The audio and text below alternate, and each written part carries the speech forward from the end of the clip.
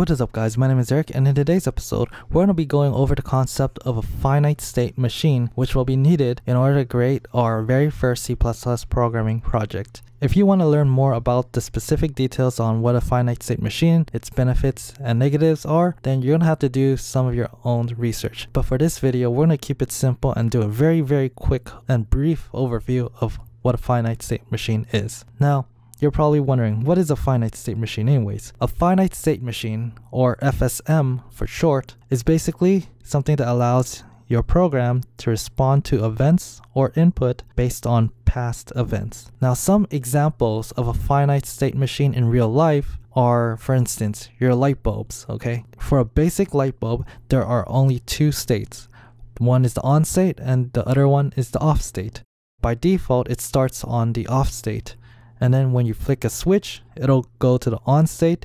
And what happens in the on state is the light bulb will give light off as well as heat, and it'll drain your electricity.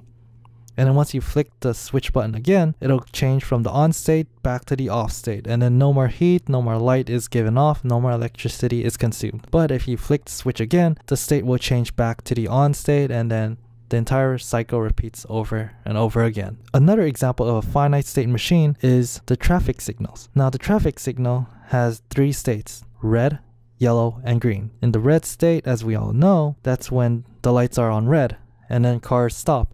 On the yellow state, that's when cars slow down, and in the green state is when cars are moving. Now, the lights are controlled by a timer inside the circuit for the traffic signals, and then based on the timer's results, we'll determine whether or not the light should change from red to green, green to yellow, or yellow to red. Now, there are more complicated finite state machines out there in the world, but for the scope of this project, we're going to keep it pretty simple, but at the same time challenging enough, so it's a medium-ish level of difficulty, so it's useful yet not too hard nor too easy, but interesting enough and useful to know. And with that, we're going to end up creating a vending machine. Now, a vending machine can be very difficult depending on the amount of features and states that you want to give it, but for the scope of this project, like I said again, we're going to create a 4-state finite state machine for our vending machine. And as you can see on the screen here, we have the 4 states listed out already. The first one is going to be the select state, followed by the quantity state, and then the calculate state, and finally the update state. And then it goes back to the select state.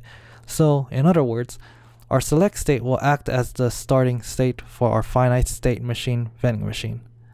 Now, if you want to draw a finite state machine diagram, this is how you would do it. You put all your states inside circles, and then what's going to connect each of the circles are lines that will determine the results of what your program will do. So for instance, we know that in the select state, the very first thing that a vending machine does is it asks the user, okay, what drink do you want? So in that case, if the user selects a valid drink, it goes to the next state.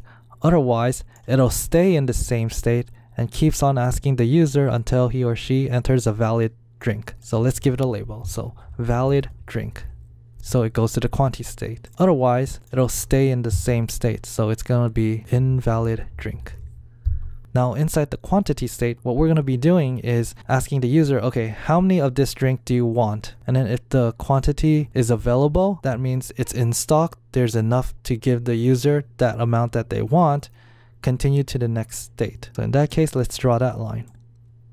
So that is in stock. Now let's say the drink, the amount that they asked for is not in stock. So in that case, we're just going to take them back to the select state. We're not even going to ask them to stay in the quantity for a new value. I mean, we could, but that's up to you. So for our case, we're just going to send them back to the beginning state just to keep things simple in our programming. So in that case, it's out of stock or not enough. So the next step is, okay, let's say we're in the quantities, or let's say we've transitioned from the quantity to the calculate state based on the amount is in stock. So inside the calculate state, we're going to do a lot of stuff here. We're going to calculate how much the total cost of the drinks will be and calculate how much the change will be, if any, while also asking the user how much they're going to pay. Now, if the user pays enough, then we'll take them to the update state. However, if they don't have enough money to pay for the drink or enter the invalid amount, again, we're going to take them back to the select state. We're not even going to bother them to go back to the calculate state. I mean, we could, but for, like I said again, we're going to keep it simple.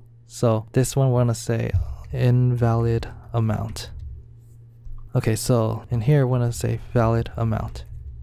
Okay, so again, inside the calculate is where we're gonna do all the math and money calculations. So let's say we have a valid amount. So in the case that it has a valid amount, it goes to the update state. Inside the update state, it'll update the inventory. So it'll update the machine's record saying like, okay, now we have X amount of drinks left and we're gonna give the user X amount of drinks based on the quantity input. And here's the change if it applies. So once that is done, we're gonna take the user back to the select state.